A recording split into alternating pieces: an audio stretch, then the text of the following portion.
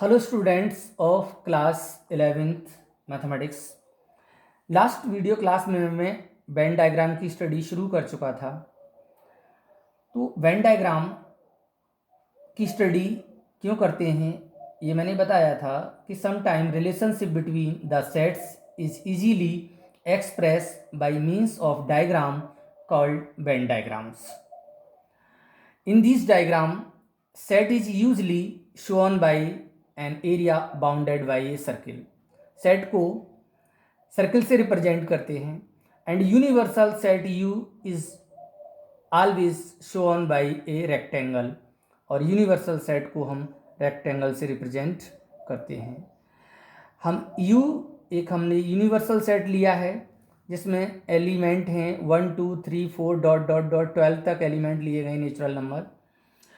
तो वो सभी 12 नंबर 1 2 3 4 5 6 7 8 9 10 11 12 यूनिवर्सल सेट के अंदर प्रेजेंट हैं, और 1 3 5 7 एलिमेंट ए सेट के अंतर्गत हैं, वो यहाँ पर सेट ए के अंतर्गत लिखे गए हैं, और सेट ए यहाँ पर यू का सबसेट कह सकते हैं।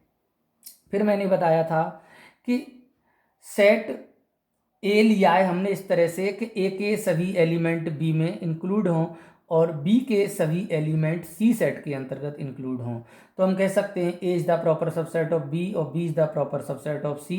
इस तरह से हमने 3 सेट लिए हैं और एक यूनिवर्सल सेट लिया है। तो ए बी के अंतर्गत है और बी सी के अंतर्गत आ रहा है, और ये तीनों सेट यूनिवर्सल सेट में प्रेजेंट हैं।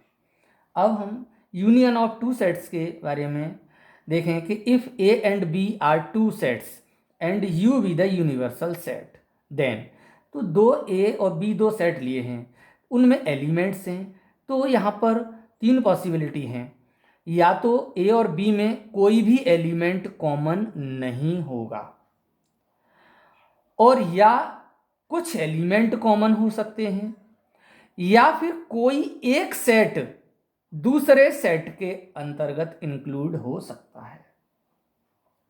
तो जब कुछ एलिमेंट कॉमन हो तो यूनियन के अंतर्गत दोनों सेटों के कॉमन एलिमेंट लिए जाते हैं, और जो ए और बी में बचे हुए एलिमेंट होते हैं वो भी यूनियन के अंतर्गत लिखे जाते हैं। तो यहाँ पर 2 3 कॉमन एलिमेंट है ए और बी सेट में, और 1 और 4 भी रेस्ट एलिमेंट हैं ए और बी के, वो भी यूनियन के अंतर्गत लिखे जाते हैं। इसी तरीके से दूसरा एग्जाम्पल है कि यहाँ बी सेट पूरा का पूरा सेट ए सेट के अंतर्गत इंक्लूड है, ए सेट के अंदर है, तो बी सेट को ए सेट के अंतर्गत लिखा गया है। और इस तरीके से इसमें यूनियन के अंतर्गत ए और बी के सभी एलिमेंट लिखे जाएंगे, ए और बी के कॉमन एलिमेंट लिखे जाएंगे, और बचे हुए एलिमेंट ए के भी लिखे जाएंगे। और थर्ड है, इसमें ए और बी दो सेट दे रखे हैं, उन दोनों के एलिमेंट लिखे जाएंगे। तो जो रिजल्ट आता है उतने पार्ट को हम डार्क कर देते हैं, तो डार्क पार्ट जो है वो रिजल्ट को शो कर रहा है। आगे हम बात करेंगे इंटरसेक्शन पर।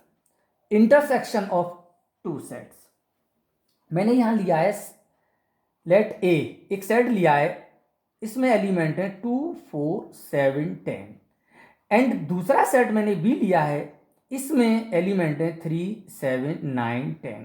देन तब इन दोनों सेट्स का हम इंटरसेक्शन लेते हैं, तो कॉमन एलिमेंट लिए जाते हैं, और इन दोनों में कॉमन एलिमेंट 7 है और 10 है। तो 7 और 10 कॉमन एलिमेंट इंटरसेक्शन सेट के अंतर्गत लिया गया है। तो सेट ए लिखा है और सेट बी लिखा है, और कॉमन एलिमेंट 7 और 10 है, इसलिए उतना रिजल्ट है उसी पार्ट को हमने डार्क कर दिया है। तो डार्क पार्ट रिजल्ट शो करता है। सिमिलरली हम इसी तरीके से हम दूसरा एग्जांपल लिया है, हमने ए सेट है इसके अंतर्गत जिसमें एलिमेंट हैं 1 3 5 7, एंड दूसरा सेट है उसमें एलिमेंट हैं 2 4 6। देन इन दोनों सेट का इंटरसेक्शन लेते हैं, ए इंटरसेक्शन बी, तो इनमें दोनों सेट्स में कोई भी एलिमेंट कॉमन नहीं है, तो यहाँ नल सेट आएगा। और हमने इस तरीके से यहाँ पे ए सेट और बी सेट लिख दिया है, दोनों में कुछ कॉमन नहीं है, तो इसका जो रिजल्ट है वो नल सेट है, यूनिवर्सल सेट के अंदर ये प्रेजेंट है। तीसरा एग्जाम्पल लिया है मैंने यहाँ पर कि बी सेट के अंतर्गत ए सेट के सभी एलिमेंट प्रेजेंट हैं। तो मैंने यहाँ ए सेट में ए और बी एलिमेंट हैं और बी सेट में ए बी सी तीन एलिमेंट मौजूद हैं। तो पूरा ए बी के अंदर इंक्लूड है, तो मैंने पूरा ए को बी के अंदर इंक्लूड किया है यहाँ पर। और ए इंटरसेक्शन बी में रिजल्ट में ए और बी केवल कॉमन पार्ट है, तो हम डार्क उतने ही पार्ट को करेंगे जो रिजल्ट हो। रिजल्ट ए बी है तो ए बी ए सेट के अंदर आता है, तो इसलिए डार्क ए सेट को हमने कर दिया है। फिफ्थ पॉइंट है हमारा डिफरेंस ऑफ टू सेट्स। यहाँ पर एग्जाम्पल लिया है कि एक सेट, हमने माना कि एक सेट लिया है ए जिसमें एलिमेंट हैं 1 2 3 4, और दूसरा हमने सेट लिया है इसके अंतर्गत एलिमेंट हैं 3 4 5 6।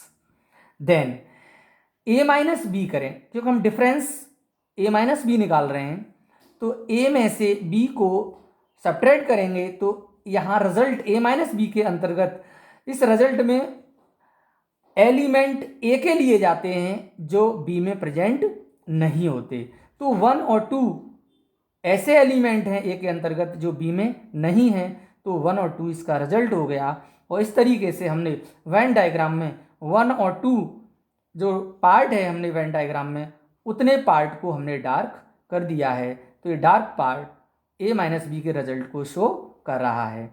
सिमिलरली हमने बी माइनस ए करें, तो बी में से ए को लेस करेंगे, तो बी के हुए सभी एलिमेंट रिजल्ट के अंतर्गत आते हैं जो ए में प्रेजेंट नहीं है।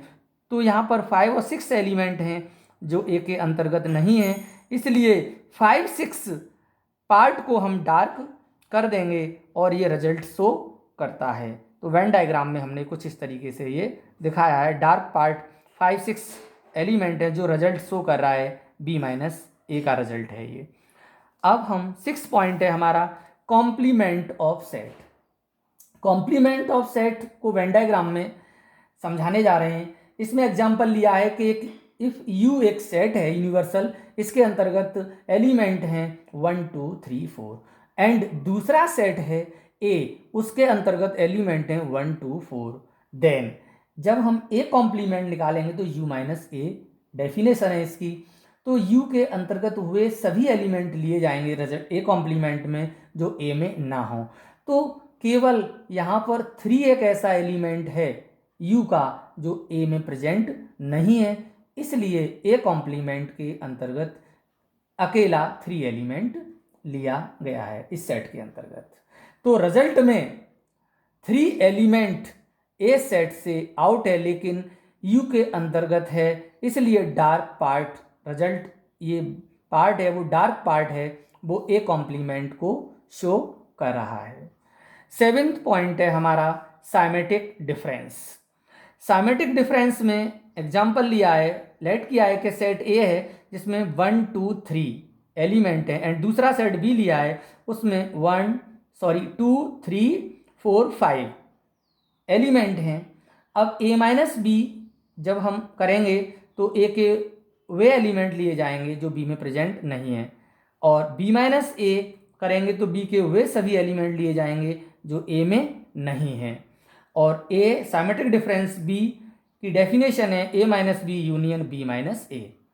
ए माइनस बी का रिजल्ट है 1, सेट के अंतर्गत एलिमेंट है, यूनियन बी माइनस ए का रिजल्ट है 4 5, सेट है एलिमेंट 2 हैं 4 और 5, और यूनियन लेंगे तो 1 4 5 आएगा। और इस रिजल्ट को हम दिखाएंगे हम, क्योंकि इसमें कॉमन एलिमेंट हैं 2 3, तो 2 3 कॉमन एलिमेंट को छोड़ करके बाकी जो पार्ट है इसमें 1 एलिमेंट है और 4 और 5 एलिमेंट हैं उसको हम डार्क कर देंगे, और डार्क पार्ट हमारा रिजल्ट शो करता है। अर्थात हम कह सकते हैं A symmetric difference not belongs to intersection.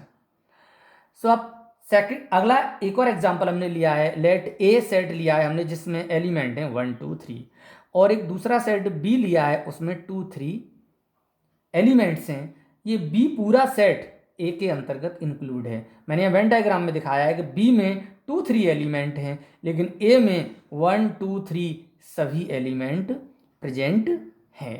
तो पूरा का पूरा बी ए सेट के अंतर्गत इंक्लूड है, मतलब ए के अंदर आ रहा है।